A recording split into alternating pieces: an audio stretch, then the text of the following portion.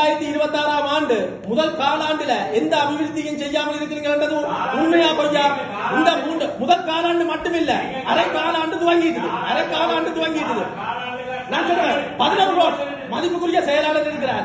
இந்த முதல் காலாண்டுக்கு 11 ரோட்ஸை தொழில்நுட்ப குழுவுல போட்டு வச்சிருந்தான்.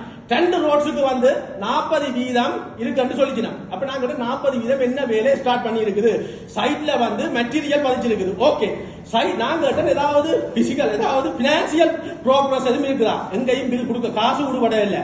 முதல் காலாண்டுல எங்களுக்கு எங்களோட கரவட்டி பிரதேச சபையில வருமானமாக வரி டெஸ்டிவல் மூலம் புறப்பட்ட டோட்டல் அமௌண்ட் எவ்வளவு? கௌரவ தவிசால இல்ல கேக்குறேன். அதுக்கு தான் வாரன் விடயத்துக்கு வாரன். நீங்க நீங்க உங்களுக்கு தெரியாத கேட்க மேல சரியா? அப்ப உங்களுக்கு முதல் இந்த 2026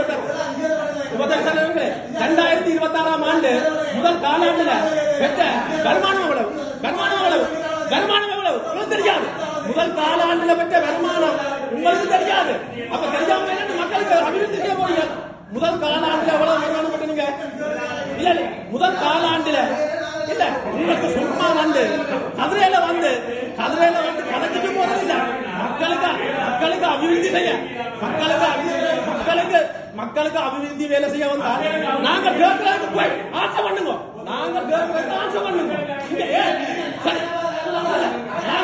ஆசை பண்ணுங்க. இல்ல கௌரவ பதவிசாளர் நீங்க போகும்.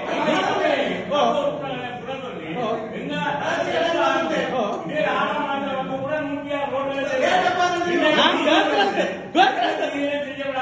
2026 ஆண்டு என்ன அபிவிருத்தி செய்தீர்கள்? முதல் மேலாண்டு செஞ்சது என்ன அபிவிருத்தி செய்தீர்கள்?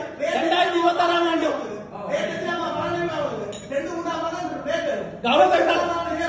கௌரவ உபதவிசாளர் 2000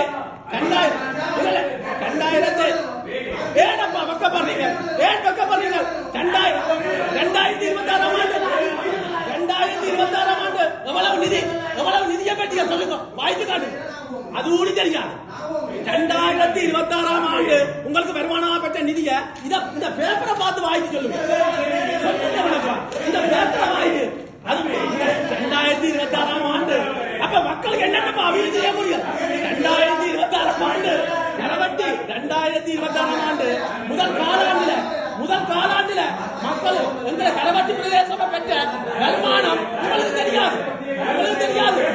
அப்ப என்னென்ன அபிவிருத்தி செய்ய போறீங்க? என்னென்ன வந்தீங்க அபிவிருத்திக்கு? நீங்க உங்களை அபிவிருத்தி ஐயோ இந்த கரவட்டி இந்த பிரதேச மக்களுக்கு என்னென்ன செய்ய வாரீங்க? என்னத்தை உங்க கதையில என்னென்ன செய்தீங்க? உங்களுக்கு தெரியுமா? தேசிய மக்கள் சக்தி இல்ல சென்ட்ரல் கவர்மெண்டால கிடைக்கிற நிதியை பெற்றுதான் இவ்வளவு காலம் நீங்கள் அரசியல் நீங்கள் அபிவிருத்தி செய்தீங்க. ஆனால் உங்களோட கடவுள் பிரதேச சபையால எந்த அபிவிருத்தியும் செய்ய